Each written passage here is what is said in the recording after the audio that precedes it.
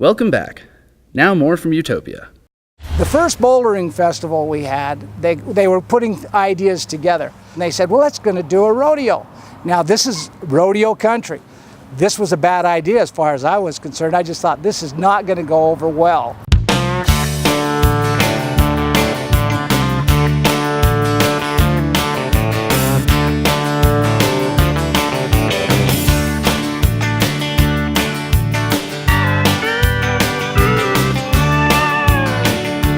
It really isn't a rodeo. It's like cowboy games. It's like the V0 of rodeos.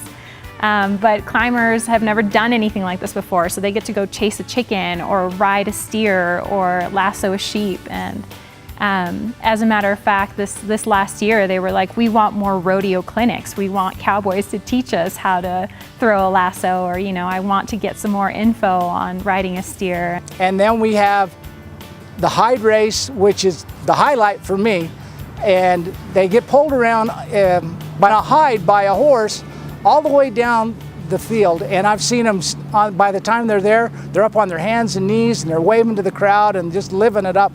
They love it.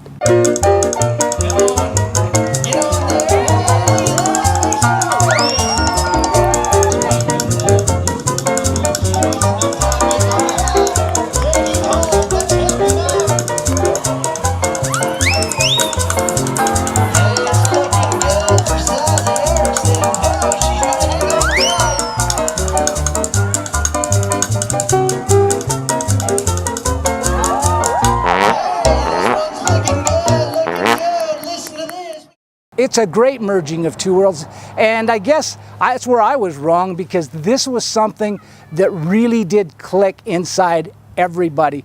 The locals like to come down and watch it. It brings their type of history here, and the boulders just get excited about it. It's one of their favorite things, as much as coming down here and climbing during the Boulder Festival. It's done a great job of bringing them together, making everybody gel together.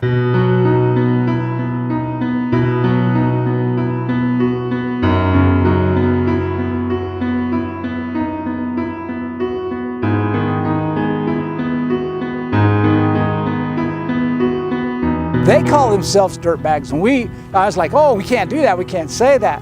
And there's been a couple articles about these little dirtbags, but these little dirtbags are pretty educated, incredibly friendly, and incredibly gifted people. And like I said, they're very giving, and as this community thing started to come together and started to gel, you could just tell it was something special. What started out as an event with 30 climbers, mostly made up of friends from nearby cities, has now grown into the biggest bouldering festival in the western United States, attracting climbers from all across the country. Over 500 people from coast to coast have shown up since the beginning. The traditional economy around Castledale, Orangeville, Emery County has been the coal mines and the power plants. And trying to find another sustainable economy is looking at tourism as a possible partner in those economies.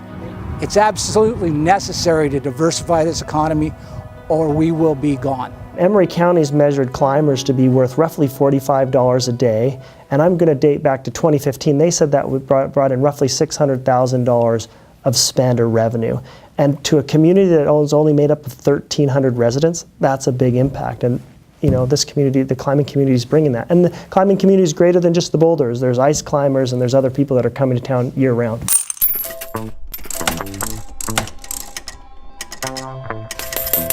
All of our catering happens locally. Most of our printing happens locally.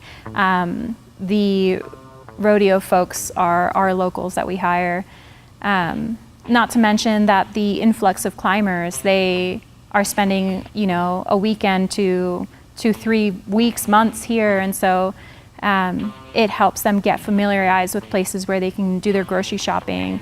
Where's the gas station? Where can they go out to eat? The amount of money that's spent here it's really hard to gauge, just because people are buying gas, people are buying groceries, and people are staying at Airbnbs. But I can say that since the bouldering has started getting more popular, we have had half dozen or so Airbnbs open that we never had before.